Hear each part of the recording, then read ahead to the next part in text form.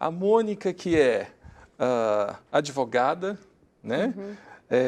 Vou ler aqui um breve histórico. A Mônica tinha um propósito de voltar grávida da sua lua de mel, porém, depois de 1 ano tentando, ela descobriu que seu marido era estéril. Isso. Mônica tinha muito preconceito com a adoção de crianças, mas Deus trabalhou isso no seu coração. Hoje, ela é mãe de gêmeas, né? De 11 anos. Não, ela é mãe, ela adotou 2 gêmeas e 11 meses depois da adoção, Deus operou um milagre e ela engravidou. Hoje, Mônica se dedica ao Ministério Adotar, nós vamos falar sobre isso, que tem o objetivo de incentivar pessoas e auxiliar no processo de adoção. Isso. Bom, Mônica, vamos começar assim. Você foi para a lua de mel com o sonho, talvez a maioria das mulheres, né? De já voltar grávida. De já voltar grávida da lua de mel. Da lua de mel. Você foi bem rápida, né? Foi, esse era o nosso desejo.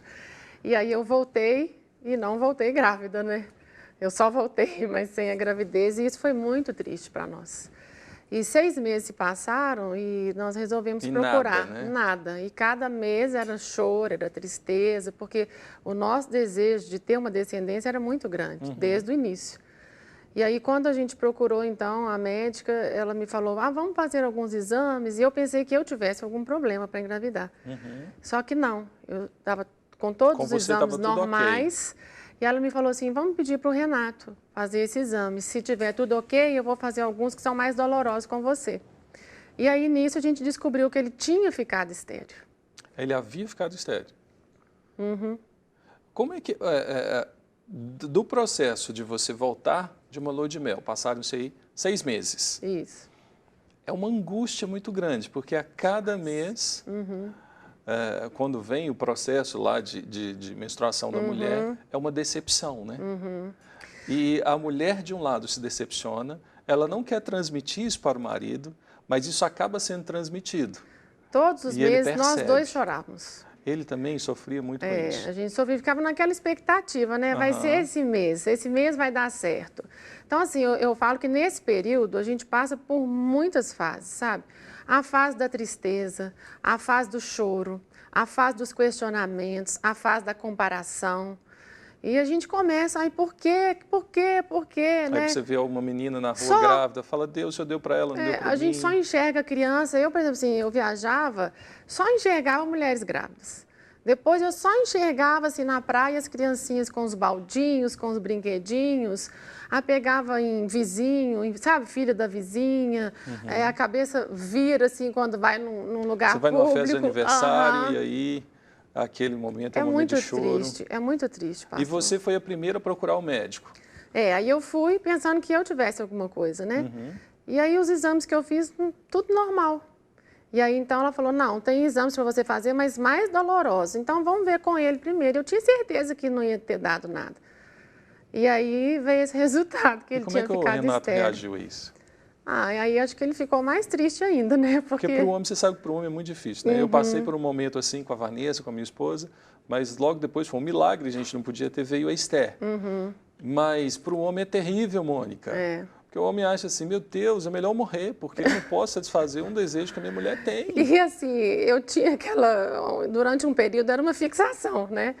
Então era tudo que eu queria. Na verdade, eu queria ser mãe desde 9 anos de idade, eu tomava conta assim dos meus... Era o sonho de mulher. Era um sonho, sabe? Então, era uma coisa muito forte, porque às vezes tem mulheres que não têm tanto esse desejo assim, né?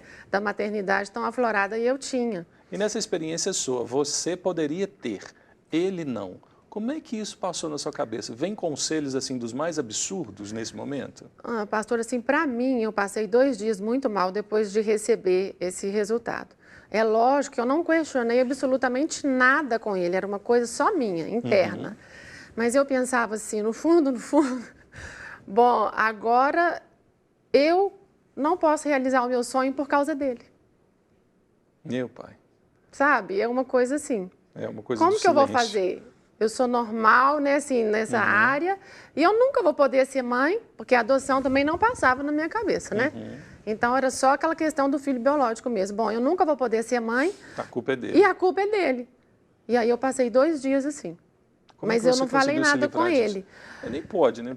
Porque senão é igual você falou, né? A pessoa já quer morrer, né? Por conta disso, né? Mas assim, depois de 2 dias, Deus começou a trabalhar no meu coração, sabe? tipo, eu não casei com ele para poder ter filhos, não foi esse o objetivo. Eu casei com ele porque amava, né? Você permaneceu ao lado porque você tinha um valor que Deus tinha passado para você de uma forma clara. Por você falar isso, podem ter hoje muitos casamentos que estão acabando justamente por a pessoa não ter um valor. Ela olha para o outro e fala, você não pode me dar isso, eu quero que você vá embora, eu sigo minha vida, você segue a sua. Deve ter muito casamento acabando por conta disso. E a gente tem que conseguir separar as coisas. É uma coisa super triste, sim, mas eu creio que todas as pessoas, quando elas casam, os casais, o objetivo, eu estou casando só para ter filho. Não é isso. Você casa com uma pessoa porque você ama a pessoa.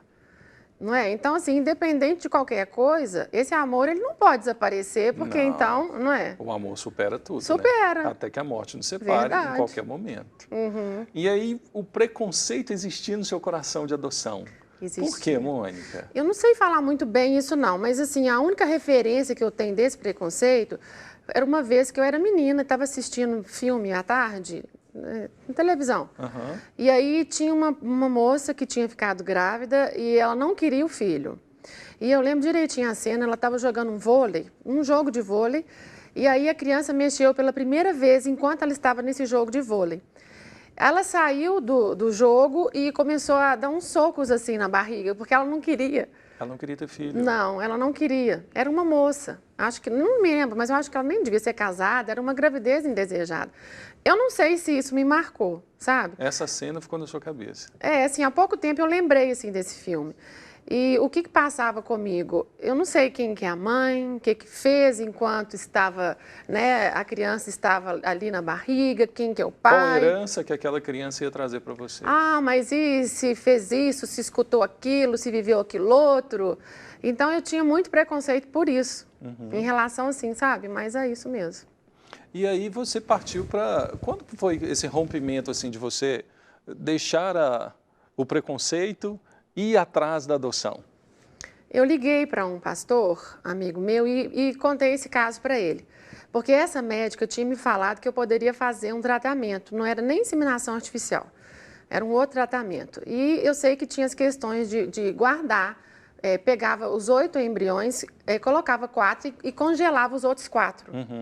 E eu tinha aprendido que os embriões eram vida. Então eu tive uma preocupação, e esses outros 4 que vão ficar congelados, onde eles vão? Né? Eu sei que assim, a proposta deles era colocar os 4... É uma discussão ética, isso aí, muito séria. E aí depois pegar os outros 4 e também, né, a gente usar os outros 4. Ótimo, mas eu ficava, mas e se acontecer alguma coisa nesse caminho com esses 4?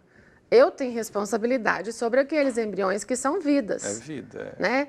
Aí eu fui me aconselhar com esse pastor, ele me falou, se o lugar, né, toda a situação, você perceber responsabilidade e você tiver a certeza que mesmo que se você engravidar de 4 crianças, você vai ter que né, sustentar as depois 4 crianças. As outras 4 que estariam congeladas, tudo bem.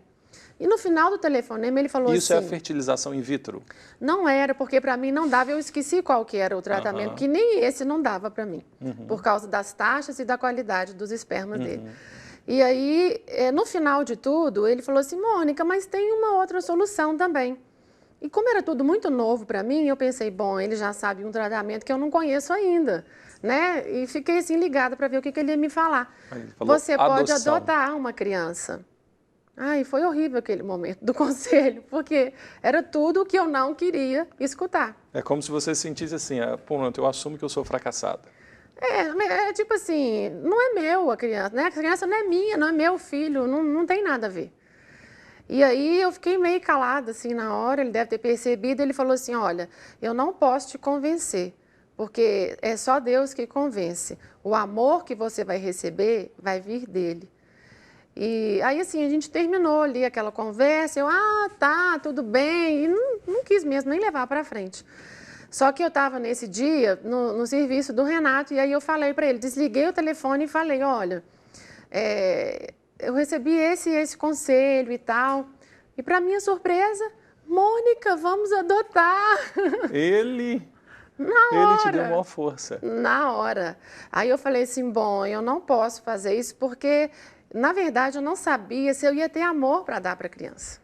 Então era assim... Você tinha dúvida no seu próprio coração. E era um passo, não é igual, por exemplo, um presente que você ganha, você não usa, se não quiser, você vai lá e troca, não é assim, não é uma coisa, era uma vida. E aí eu falei assim, bom, então eu vou começar a orar. E aí eu comecei a orar. E aí Deus foi fazendo com você e abençoando, abençoando. Aí e aos aconteceu... poucos foi rápido, mas foi assim, aos poucos ele foi me falando. Por exemplo, um dia eu falei, Deus, mas essa criança, eu queria que ela fosse parecida comigo, parecida com o Renato. Aí ele me respondeu assim, o que importa é que ela seja a minha imagem e a minha semelhança. Mas Deus, sabe esse sangue? Eu queria que ela fosse sangue do meu sangue, sangue do Renato. O que importa é aquele sangue que foi derramado lá naquela cruz pelo perdão dos seus pecados. E por último eu falei, mas Senhor, esse termo adotado é tão pesado para mim, eu vou ter que falar para todo mundo que essa criança é adotada, porque eu não engravidei, não passei pelo processo de gestação. Imagina, toda hora ficar explicando. Aí ele me falou assim, você se esqueceu que eu tinha um único filho e que todos os meus outros filhos são adotados. Amém. Isso me marcou muito na hora que você...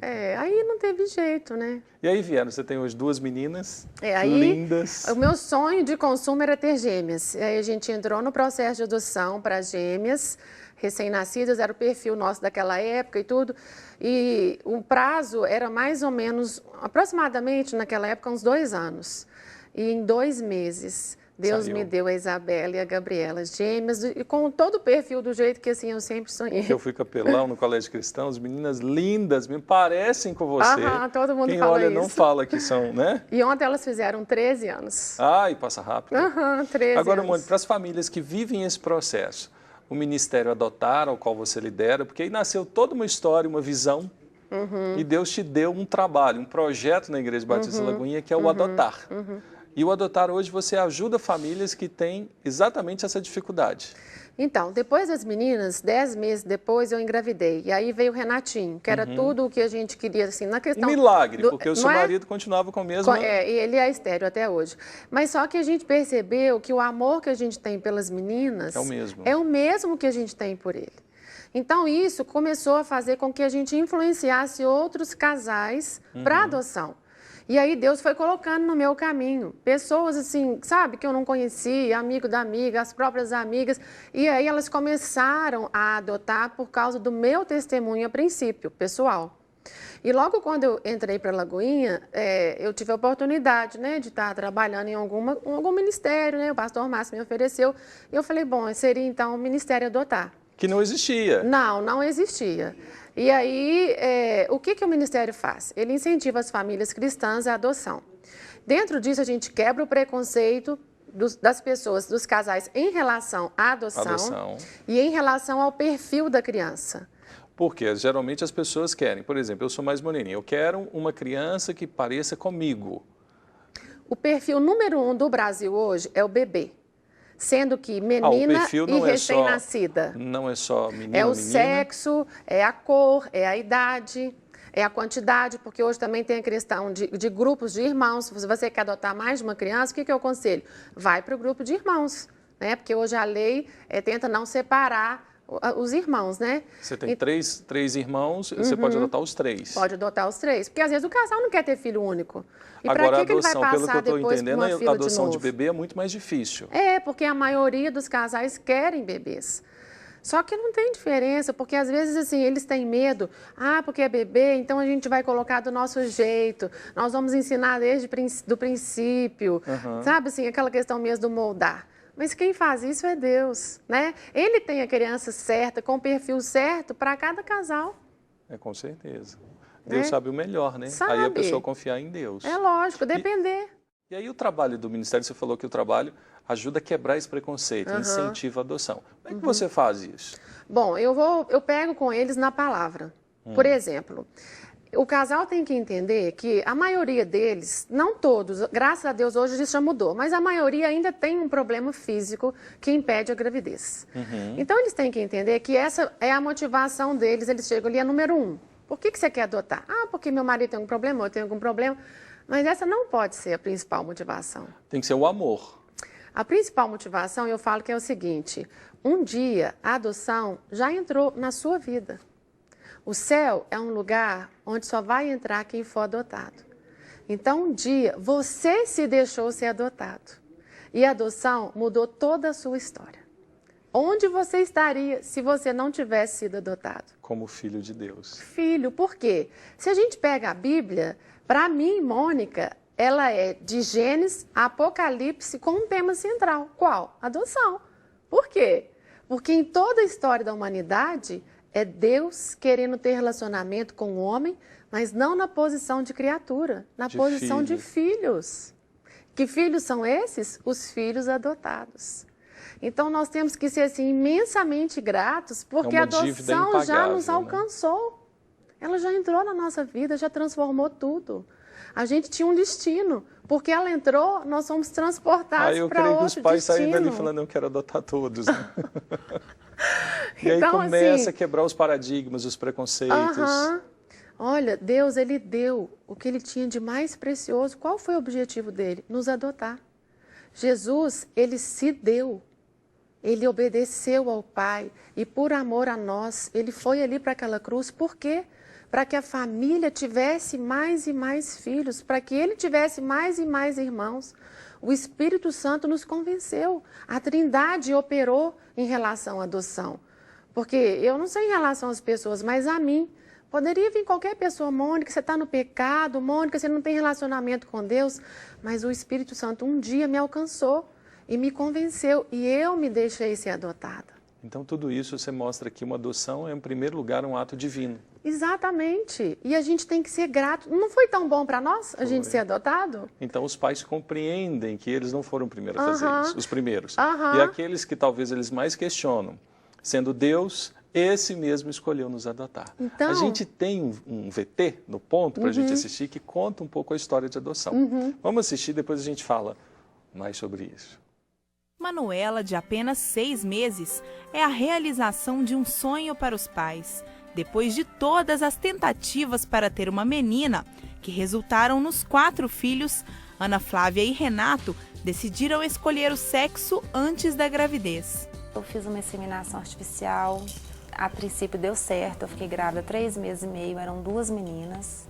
Eu perdi e não quis repetir a inseminação, e a vontade ficou mais forte a partir daí. Depois que eu perdi, eu fiquei muito triste mesmo, porque o meu sonho era ter uma menina, eu ia ter 2 meninas, né? A dor da perda fez o casal procurar uma nova forma de concretizar o sonho. Foi quando surgiu a ideia de adotar. A escolha por uma criança branca e loira foi substituída pela vontade de logo ter a filha nos braços. Eu comecei a reparar outras crianças que fugiam daquele perfil que eu achava que seria perfeito. E vi que era uma bobagem muito grande da minha parte. Então eu falei, Renato, vamos mudar esse perfil. Por que tem que ser uma criança branca? Por que tem que ser uma criança loura? E a gente então decidiu mudar. E pra gente não teve a menor diferença. Segundo a psicóloga Alessandra Lanza, muitas vezes é a própria criança quem escolhe os pais adotivos. E o amor entre essa nova família nasce imediatamente. Às vezes a própria criança ela se aproxima do pai, que será o pai adotivo, e ela escolhe aquele pai de imediato. E isso, quando acontece, nós chamamos de encontro de amor. Ela não nasceu daquela barriga, mas ela nasceu daquele coração mesmo daqueles pais adotivos. Né? Foi o que aconteceu com Ana Flávia e Renato. Quando o momento enfim chegou, a emoção falou mais alto e a alegria da família foi completa. Na hora que eu vi a Manuela no berço, ela não ficou um segundo no berço, né? E foi uma emoção muito grande quando eu vi a Manuela, né? Parecia que ela tinha nascido ali, né? E é emocionante falar disso até hoje, né? Ela veio tão pequenininha, né? Recém-nascida. Ela representa tudo pra gente hoje. A nossa família ficou completa.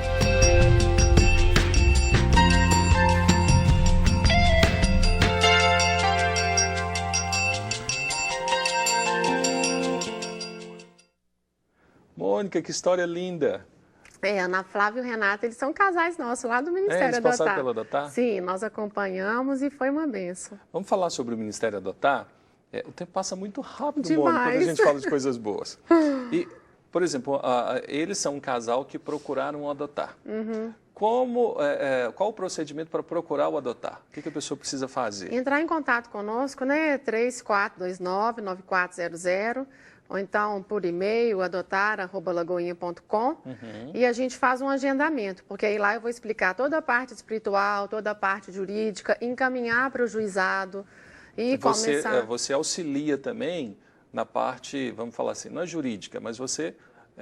encaminha, na explicação, explica os procedimentos legais para uma os adoção. documentos, tudo que eles vão passar, eles já chegam no juizado sabendo de todo o processo. Então, o adotar, ele presta assim, um trabalho completo, vamos dizer. Isso, além disso, a gente tem as orações, que nós temos uma rede de intercessores para orar pelos casais diariamente.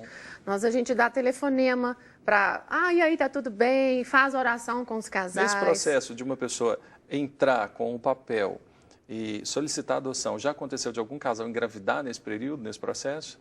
Antes da adoção? Já, 1 ou 2. E aí eles continuaram na fila de adoção. E adotaram? Adotaram. Que bom. Eu sei que fica na Casa Pastoral, na Igreja Batista Lagoinha. E esse casal vai a primeira vez, tem uma conversa com você. É comum, às vezes, o homem ter resistência aí, vai só a esposa primeiro. Se for só a esposa, tem problema o marido e depois? Não tem problema. Normalmente, assim, às vezes, eu tenho atendido muito os casais mesmo, porque eles querem saber. Mas, às vezes, por causa de trabalho. Sim. Então, ele não tem, assim, né, tanta disponibilidade, aí eu falo tudo e peço para a esposa passar para ele. O que é importante é o seguinte, não adianta um só querer, os dois têm que querer. Não, e se às vezes acontece isso, eu falo, olha, vão embora para casa, orem, esperem mais um pouco, porque isso tem que ser uma coisa certa. Tem que ser resolvido no mesmo nível. Um não pode querer mais do que o outro. Um não pode estar, eu vou adotar porque ela está me pedindo ou vice-versa. Você tem ideia de quantos casais, quantas crianças já foram adotadas assim?